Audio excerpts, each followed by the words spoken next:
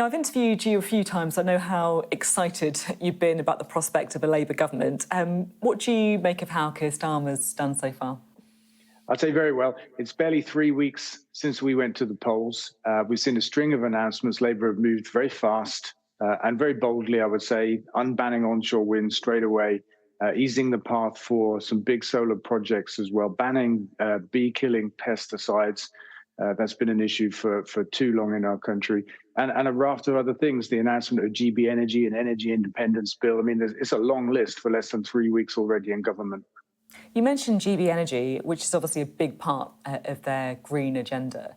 Do you think they're putting enough money into it to really make a difference? At this stage, I would say yes, because the focus is on offshore wind. We've seen that with the announcement today, teaming up with Crown Estates. Very sensible move. They own the seabed, and normally they will rent the seabed to developers that then pursue planning permission and take quite a lot of risk, and it adds to the cost of the energy that ends up coming from offshore windmills. What Labour are planning to do now is to take projects through the planning process and actually capture the value in that step for the public. And I hope go further, actually build the projects ourselves as a nation and own them.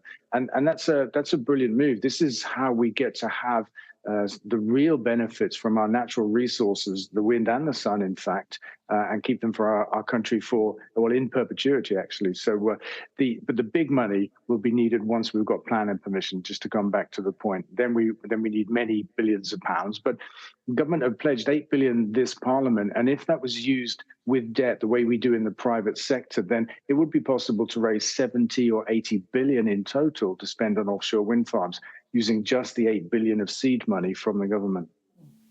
Now, there's one thing that I wanted to get your perspective on, because I know this is something that you'll have thought about quite a lot. You know, Labour wants economic growth, but there are some environmentalists who think that growth is not necessarily a good thing for the environment, that, you know, since the Industrial Revolution, it's actually been tied to bad outcomes for the environment, you know, increased climate change, environmental degradation. What's your own view on the pursuit of economic growth? I think we've had several industrial revolutions, actually, and this is the latest one that it's underway, I would say.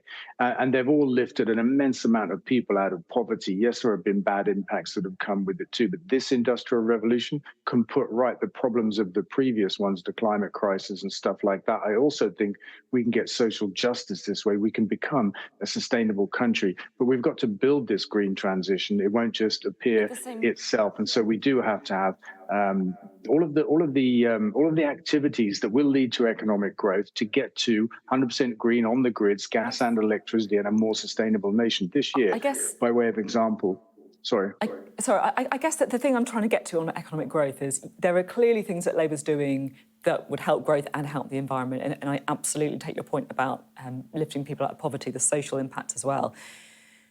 But if you are making your number one priority the pursuit of growth, which it feels to me like Labour is doing right now, then some of the things appear to be growth first and the environment second. You know, changing the nutrient neutrality rules so developers can start building houses that risk polluting rivers, reviewing the green belt, housing targets in general. You know, are you comfortable with all these things? I haven't seen the nutrient neutrality one. I am comfortable that we change rules to enable more house building, because we have a real crisis in our country, a shortage of houses, incredibly high prices, you know, people waiting to be in their 30s before they can get on the housing ladder and stuff like that, and a lot of homeless people. We don't have a shortage of land, and only 15% of our entire country is built on environment. So, you know, there's no problem there. So I'm keen on that one. I think the growth that Labour overall are pursuing is green growth, and I think that's a good thing. We need it anyway. It's how we get the jobs and fight the climate crisis all at the same time. That's a wonderful combination. But it is important that houses are built in a way that doesn't impact the local environment. I mean, you know, you're the sort of big, you know, environmental crusader. Here you are talking about, you know, actually growth can be a good thing, that house building is a good thing. Have you gone a bit soft?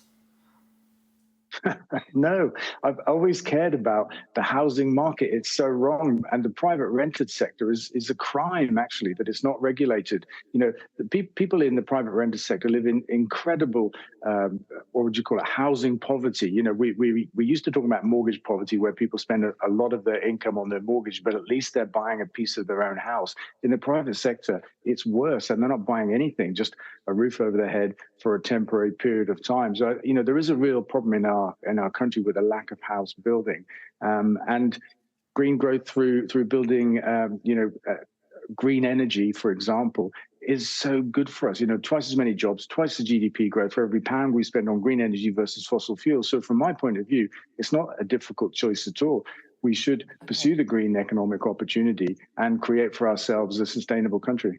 One big prickly decision that gets to the heart of this that could be coming up for the government is Heathrow, whether or not there should be a third runway at Heathrow. What's your view on that? Is it third or fourth? Maybe it's. You could. I thought it was third. Maybe it is fourth. I don't know. You might be right. Check my notes.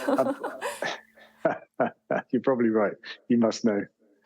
Maybe, anyway, well, I'll just answer the question as if you're right, because I'm sure you are. I think it is third. Third, yeah, great.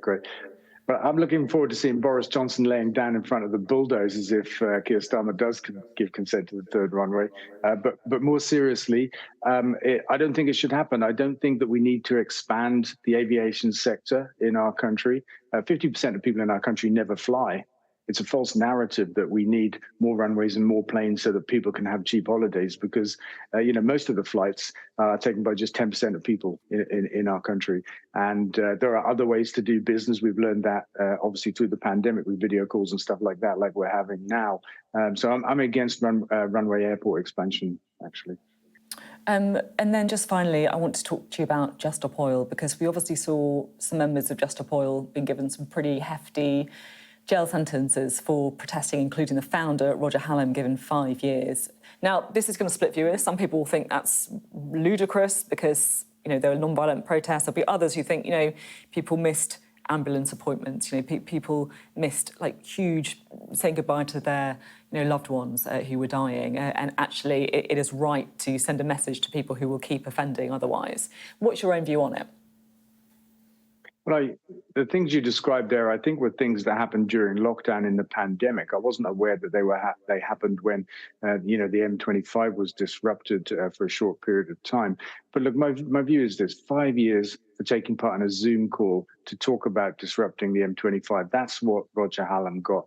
I think that's exceptionally bad. I have to ask myself, where do we live? Is it Russia or North Korea or somewhere like that? If this sentence had been handed down in Russia, our politicians would be quick to criticize it. It is overly harsh, and it was legislation brought in by the Tory administration just before they lost the last election. I think something should be done. The law should be changed. It should be repealed, and the sentences should be reviewed. It's incredible. If you commit GBH in our country, you won't get 5 years probably in prison.